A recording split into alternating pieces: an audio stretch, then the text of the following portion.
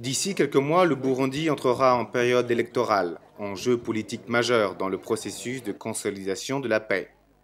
Il est crucial, dans un contexte de post-conflit, que les habitants de ce pays se rendent massivement aux urnes.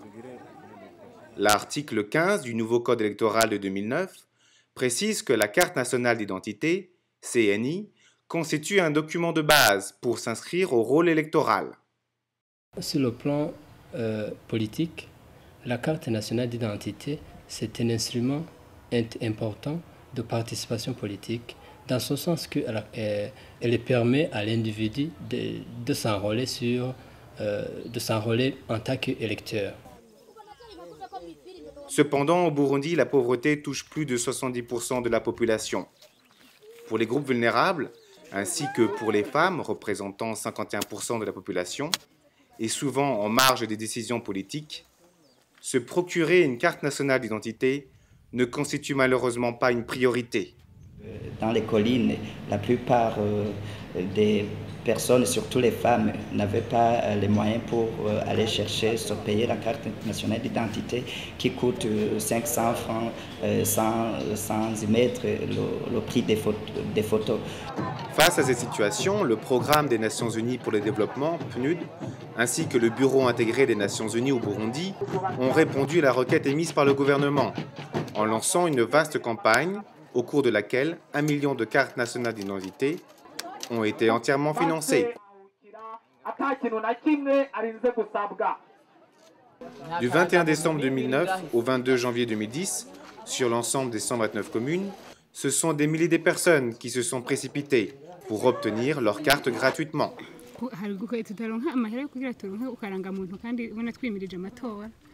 L'opération de demande et de livraison des CENI sur une journée, financée par le PNUD et ses partenaires, l'ambassade de Suisse et le Gender Thematic Trust Fund, n'a pu se réaliser que par la mise en œuvre d'une grande opération logistique.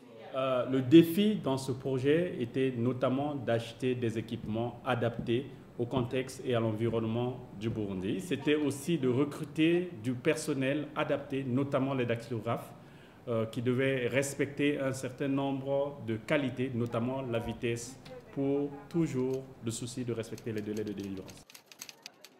Et pour les autres catégories de personnel, notamment les rapporteurs et les photographes, nous avons recruté une agence d'intérim. Au total, près de 4000 personnes ont été mobilisées pendant un mois. 1032 qui ont travaillé directement dans les centres de délivrance, soit 8 par centre, et 2908 dans les collines et quartiers. À travers les recrutements, les rémunérations et les formations, ce sont près de 300 000 $ qui ont été investis et plus de 550 000 $ en matériel, les fournitures de bureaux, plus de 3 millions de documents administratifs, des équipements techniques. Toutes les communes ont été équipées d'appareils photo munis d'un système d'impression instantanée, adapté aux besoins de certaines localités, souvent sans électricité. Sur un mois, le rendement est exceptionnel. Plus de 950 000 cartes ont été délivrées, soit une moyenne de 42 000 cartes par jour. C'est qu'on devrait travailler de 7h30 à 18h même, alors qu'on était habitué à travailler de 7h30 à 15h30. Le suivi des informations collectées grâce aux souches des formulaires de demande de CNI et au registre de consignation a permis de dresser un profil détaillé des bénéficiaires. Le projet a été une réussite au niveau de la mobilisation et prise en compte du genre.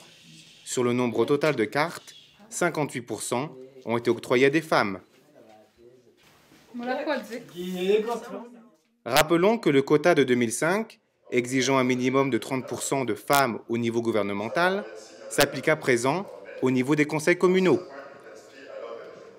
Les femmes étaient quand même encore un peu en retrait et avaient besoin d'être appuyées pour que leur participation soit renforcée, leur participation politique.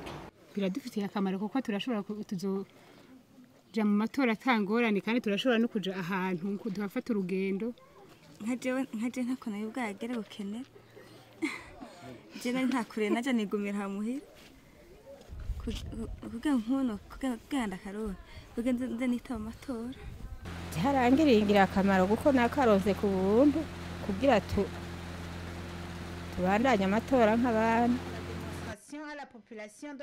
La publicité autour de la délivrance de la CENI a généré une prise de conscience et un renforcement de la citoyenneté, multipliant les demandes. Dans le but de pérenniser le processus, le matériel mis à la disposition des communes leur sera rétrocédé. De nouvelles opportunités s'offrent ainsi aux demandeurs.